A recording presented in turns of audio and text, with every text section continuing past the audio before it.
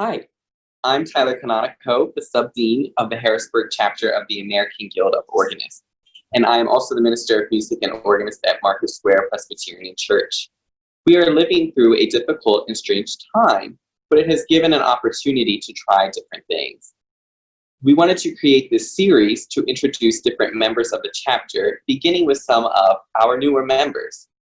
This is new to us, and so we are asking that you bear with us as we work through the kinks. For this video, I will be interviewing Grant Wareham, who has recently been appointed Director of Music Ministry and Organist at Derry Presbyterian Church in Hershey. Hello, Grant. Welcome. Good to see you. Hey, Tyler. Good to see you as well. How are you? I'm doing well. It's an interesting time to be alive, but doing well. We're alive. Yes, we are alive. And you all are managing through this okay? We are, yeah. Derry is, we just upgraded our streaming equipment a couple weeks ago. Before I was on board, they were already streaming services, so it wasn't that difficult of a transition, but they have, we have new streaming equipment now, new cameras and a new software, and the volunteers have been doing a fantastic job with the new system and everything. So it's been really nice. Good. Well, thank you for being here and doing this interview with us, so some of our membership can get to know you. Normally we would flaunt you around at the chapter events for people to get to know you, as well as our monthly lunches, but hopefully this way people will get to know you in the meantime before we're allowed to get back together. So thank you. So how about we start with maybe an easy question, and how did you come into music and particularly playing the organ? So I grew up in a church, a large Seventh-day Adventist church in Kettering, Ohio, that had a Phelps Cassavant from the 70s. And it had sort of typical of Phelps Cassavants. It had this big, wide, open pipe loft with a lot of pipes visible. And although I'm told that when I was very young, I would cover my ears for the postlude, some of my earliest memories were just sort of being transfixed by the pipes and just sort of being so fascinated by it. The church got a new, added some Walker electronic stops around 2003 and changed it from a 3-manual console to a 4-manual console. And I remember before the dedication, sitting on the bench and just sort of sitting there and, looking all googly-eyed. So I kept begging the church's minister of music to let me start lessons. And he would sort of give me a benchmark of, oh, well, you have to learn the Bach conventions. And I'd come back and having done that. And then finally, when I was 11 and was able to reach the pedals, he let me start. And funny anecdote, I actually accidentally showed up to my first lesson in flip-flops. So that is the only organ lesson I have ever showed up to in flip-flops. Only once? Only once, yes. Well, that's exciting. I guess you needed the 4th manual enticed you to want to play. Right. And now I'm assuming you don't cover your ears while you're playing the postlude. No, I mean, I think if I'm playing the postlude and I need to cover my ears, I think that's a sign that I have done something very badly. Probably all of those super couplers. Right, yeah. Well, so before we get into talking about Derry and now, tell us what you did before coming to Derry, maybe your education and who you studied with. So I went to Rice University in Houston, Texas for my undergrad and studied with Ken Cowan. We had a fantastic setup in terms of the instrument. There were only 6 of us in the studio, and we had I believe, 81 rank Fisk Rosales in sort of French symphonic console style, and sort of like all the I mean, it was a remarkably versatile instrument, and with only 6 of us and a hall that was dedicated to the organ, we had basically unrestricted access to the instrument. So having that kind of access to an instrument of that caliber was just absolutely amazing. And of course, studying with Ken was just an absolute delight. Ken is just for anyone who's heard him give a recital, he's a fantastic organist, and he's as good of a teacher and a guy too. So I would certainly not be any of the places I have been since Rice without Ken. And he's one of the most humble humans I think I've ever met.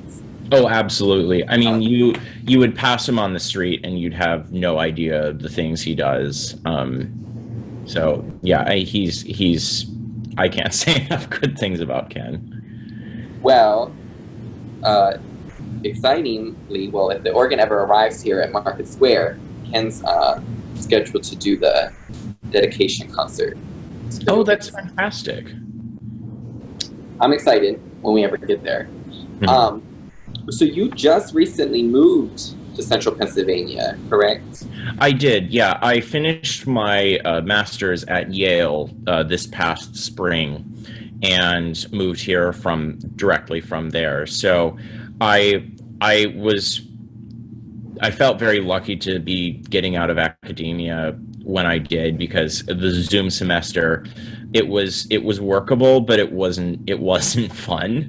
And also just sort of perfect storm. I haven't had regular access to an organ other than we have an Allen in the chapel, but we were locked out of the Yale instruments from early March, and my church was not very cooperative about letting me go in there to practice. So, and I grossly underestimated the pandemic. I mean, frankly, as everyone did. And so when it was first sort of approaching, I sort of stayed away from the instruments thinking that, oh, well, in a couple of weeks, it'll be fine. And then it went from we have like this solution that you're supposed to spray on the keys to nobody's getting in for any reason. I sort of learned to adjust to the electronic piano I had in my apartment, which thankfully had weighted keys and everything, but it's sort of strange not having access to an organ. Right. It's definitely different, but we'll get there one day. Well, and speaking of organs, Derry's in the process, right, of getting a new instrument for the church. Yes, we are. It's very exciting. It's Aeolian Skinner Opus 1132, originally installed at Church of the Redeemer in New Haven. I sung a couple of choral concerts at the church in New Haven, and during one rehearsal break went up and had a very quick moment with the organ until the choir director Maggie Brooks came up and said the brass needed to now. So I told you could play, but you can't anymore. So I had like about 5 minutes with the organ before, but the spec list is just fantastic. And we've kept the pedal board from the old Reuter, and we're getting a new harmonic flute on the grate and concert flute on the choir. So it should be a really fantastic instrument. And Nick Thompson Allen from the Thompson Allen firm, who they take care of all the organs at Yale and are presiding over the installation. Nick told me that the harmonic flute will be much like the principal flute at Wolsey Hall, which is one of my favorite stops on that organ, because it's like the bottom half of the keyboard, it's just like a perfectly wonderful principal, and then it transforms into the lovely harmonic flute in the upper half. So I'm really excited for that stop in particular. This is definitely an exciting time. Are they going to keep the screen in the front of the church, or will you be able to see some of the organ? I'm told that there's sort of the parents of the architect who designed that screen still attend the church, so we'd probably have a bit of a rough time trying to get rid of the screen. I mean, I since this is like my second month on the job, I don't really feel that I can, go in and sort of throw my weight around in any way. So, right. Well, at least it'll sound good. Oh yeah. That. But so it's paused right now because of the pandemic, or have? So the pipes are all restored and ready to go in the Thompson Allen shop. After I knew that I was getting this job in June, I went over to the shop and saw the organ, and it's, their warehouse. They're all in the crates, and we're getting a new console from OSI because the old one was painted white, and number one, they want the wood to match the sort of light wood in the sanctuary, and number two, there were just sort of some things that it wasn't really a console worth restoring. So new console, we're sort of waiting on that. And they've said that they were here a couple of weeks ago and they did measurements of the chambers and everything. So we've been told that the pipes will start arriving around October or so. They've said Easter for the completion of the organ. So not Christmas like we were sort of hoping. But, I mean, I'm personally hoping that it will lead to sort of a simultaneous people back in the room and the organ is here. Like, if we have to wait for both, it would be nice if we could do them together. Which would be wonderful. It would, for sure. And hopefully, it'll be there at least enough that you can have some time with it, and it's keeping, a little bit of hope throughout this crazy time. Speaking of crazy time and, trying to move somewhere new, how are you finding Central Pennsylvania? I think it's the most, I've not spent a lot of time in Harrisburg as of yet. It's the smallest town I've lived in thus far, from Dayton, Ohio to Houston, Texas to New Haven. I mean, New Haven is small, but you get on a Metro North train and you're in Grand Central in 2 hours. I almost immediately got my season pass to Hershey Park. And because I'm sort of a coaster enthusiast, I mean, it's a really lovely place. I love the scenery. You can sort of go, it's very scenic with the valleys and the mountains and everything. And so far, I've really enjoyed it. Oh, good. Well, you're in the right town, Hershey, with a nice park right there. And yeah. Harrisburg really is in a good location. We're close to Baltimore, Philly, New York, DC. It's really, you could just shoot to any one of those places. A little quieter over here. Yes. Well, once, the pandemic's over, hopefully you'll be able to get out more and explore Central Pennsylvania. Going back to Derry, though, what maybe you could share with us some of your responsibilities there. Sure. So our interim director of music who preceded me, Dan Stokes, is staying on as the sanctuary choir director for now. Obviously, we don't have a sanctuary choir at the moment, but the thought is that he will stay on that for a year or so.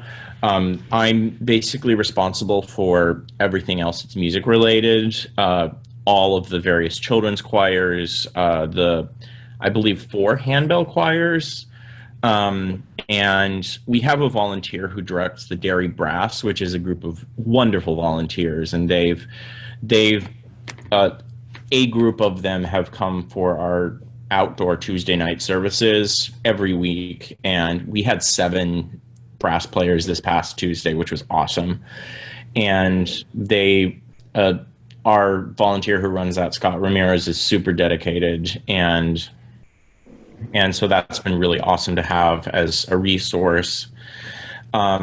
We generally sort of do a hybrid of of live and pre-recorded. The session decided about a month ago that they didn't want singers live in the room without masks. And since our singers don't really want to wear masks while they're singing, we pre-record all choral music or sung music, which thus far has mostly just been hymns and responses. The pastors like to use things from when the church was all together, sort of to remind people that was a thing. And I've been showing up and doing usually the prelude and postlude, or sometimes just the prelude, or sometimes just the postlude live. So it's kind of an odd, like, it was even weirder to not get up and get all dressed up on Sunday morning, but it's sort of an interesting thing to get up and suit and tie and you're only playing one thing. But like I would, like I said, I would rather do that than not be going to church on a Sunday for any reason. Right. So they hold the service then on Sunday mornings in the church facility? Yeah, in the sanctuary. It's all live streamed. No one's there. This upcoming Sunday, we're going to have a small service at 9 a.m. in the courtyard. And then I believe in October, pending session and our task force's review of the situation, we will be starting an 8 a.m. service in the chapel that's up to 25 folks. Okay.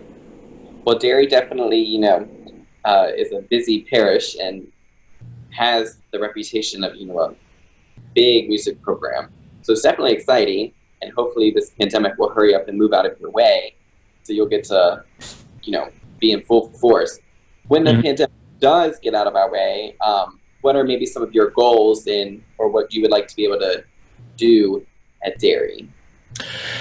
I would love to get to the place where we could have an oratorio about once a year. I think the choir is capable of it, and with sort of the brass as the core, I'm told we have lots of instrumentalists from time to time.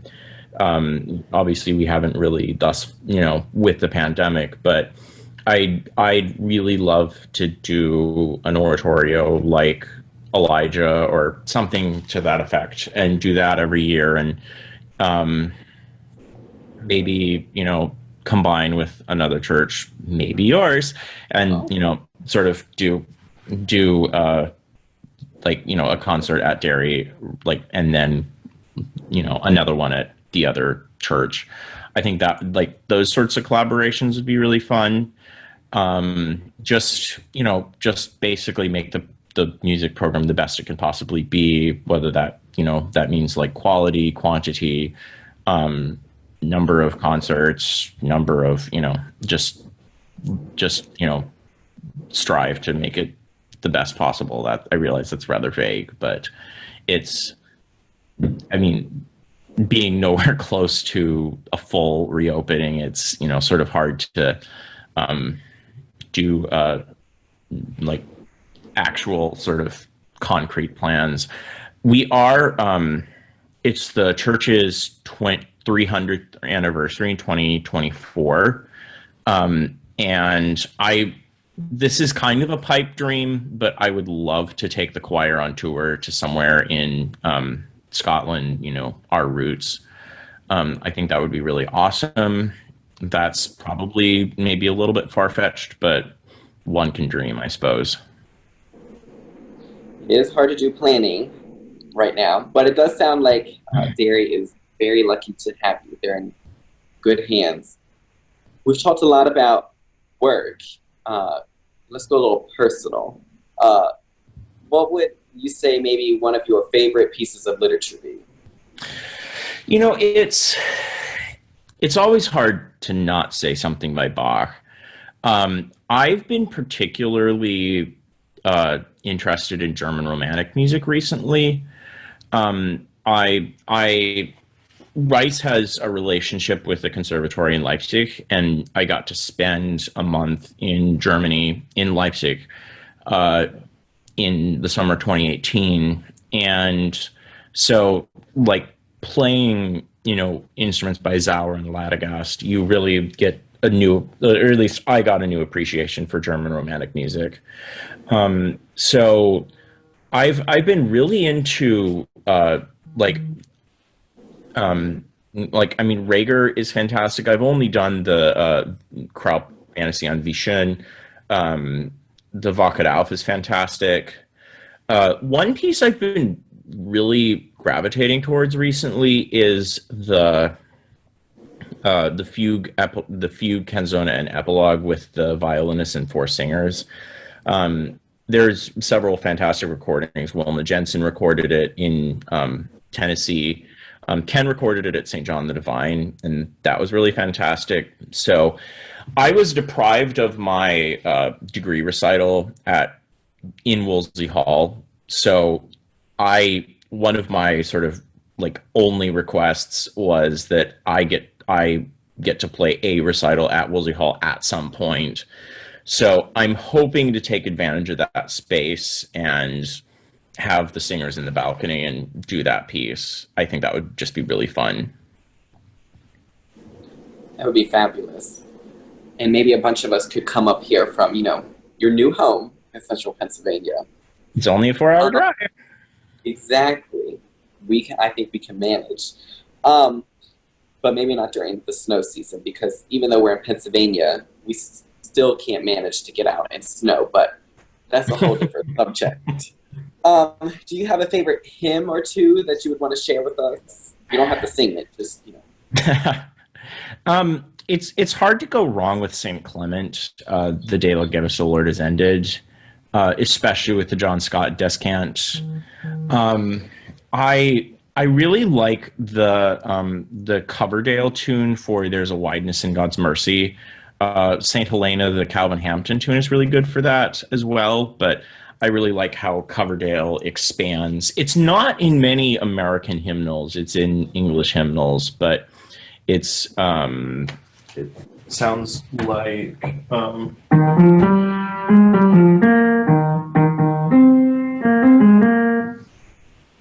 yes, which is not common in the hymnals, is it? It's not. I worked for a British guy for my first 2 years of undergrad, and so he generally gravitated towards English music, and so that was the tune we did for that. And Kofen, How Shall I Sing That Majesty, is also awesome. I'm a bit of an Anglophile when it comes to church music. I hear you. Nothing wrong with that. Well, then, I'm interested to hear what maybe some of your favorite choral selections would be. I think from this side of the Atlantic, I mean, there's quite a bit of awesome music. The Bernstein Chichester Psalms. I've done the middle movement of that with the choir. It's a sort of obscure anthem for St. Luke's Day, but William Harris, Strengthen Ye the Weak Hands, is really good. It's a couple of years ago, we did an ATB Evensong, and there's this Ernest Walker, Lord Thou Hast Been Our Refuge. Obviously the common one is by Bairstow, but it's really quiet, and it's kind of dark, but it's really awesome. So Ernest Walker, Lord Thou Hast Been Our Refuge, is a favorite. So that's 3, I guess. Wow.